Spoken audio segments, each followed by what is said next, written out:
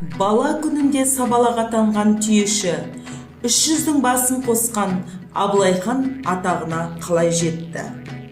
Алдымен ментордан тәлім алды. Жастайынан Төле бидің түйесін бағып жүріп, үлкен кісінің даналығына құлақ асты. Неге? Менторы бар жасөспірімдер көшбасшы болу ықтималдығы жоғарырақ болады. Қалай қолдануға болады? Ресми түрде тағайындалған менторың болмаса да, үлгі тұтарлық жоғары сынып оқушысы немесе сүйікті ұстазының жанында жүріп, әңгімелесіп кеңес ал. Нетворкингпен айналысты.